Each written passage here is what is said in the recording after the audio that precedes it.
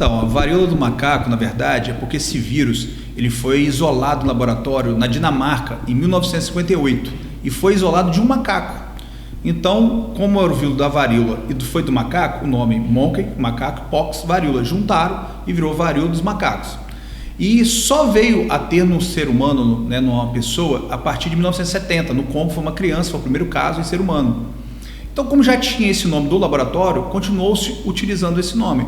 É uma doença bastante conhecida, uma doença espalhada no mundo todo, e agora ele voltou com mais casos. A gente tem, né, observado, o Brasil tem tido alguns casos, Cachoeira nós temos, né, 2 casos. Então a gente tem observado a doença, a gente tem visto que ela não está se espalhando muito, mas merece cuidados, porque o contágio é fácil, porque o contágio é de pessoa para pessoa, superfícies contaminadas, gotículas respiratórias, a secreção da respiração. Então a forma de contágio de pessoa para pessoa faz a doença espalhar. E assim, os sintomas, eles são sintomas parecidos com várias outras doenças, então engana muito. Porque, por exemplo, você tem febre, calafrio, dor no corpo, erupções cutâneas. Então tem várias doenças que dão a mesma sintomatologia. Por que demora o exame para chegar ao resultado? Algumas pessoas têm perguntado. Porque primeiro os testes são feitos no LACEN, em Vitória, para várias doenças que têm esses sintomas. Quando dá negativo para todas essas doenças, manda-se para o UFRJ, que é um laboratório no Rio. Só temos 8 no Brasil que faz, ali é o sequenciamento genético do vírus do monkeypox. Então ali se consegue confirmar. Então, como os 2 casos de Cachoeiro, quando veio o resultado, já tinha passado o período de isolamento e as pessoas já estavam curadas. Bom, é importante ressaltar que o município também teve todos esses cuidados de analisar os casos dos familiares.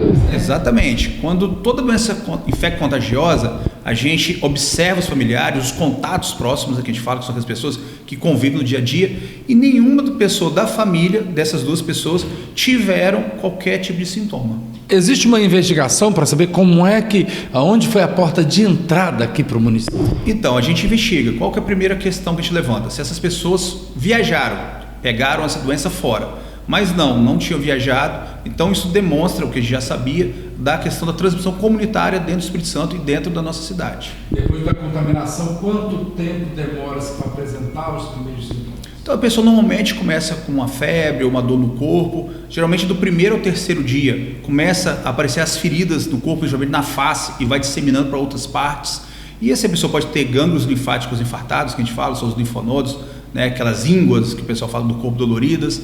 A pessoa pode ter outros sintomas também, como exaustão, cansaço muito grande. Então são vários sintomas que a doença apresenta.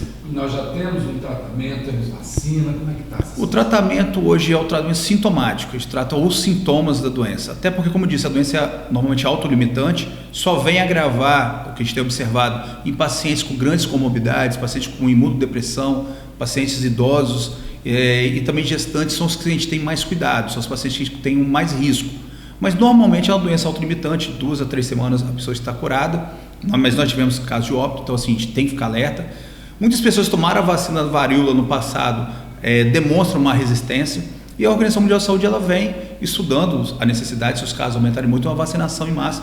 A gente vê o exemplo febre amarela, só vacina em locais endêmicos. Como a gente não tem ainda muitos casos específicos em uma região, a gente não tem essa vacinação como é feita nesses casos. Bom, então é importante também ressaltar esses cuidados praticamente parecidos com os cuidados que a gente teve com a Covid-19. Exatamente, a Covid aí nos ensinou a ter alguns cuidados que a gente precisa levar para a vida inteira, né? Sempre lavar as mãos, evitar levar a mão ao rosto, pegar alimentos com a mão contaminada, então água e sabão é essencial, quando não tem usar o álcool gel, locais muito cheios, ideal colocar máscara, ônibus, né?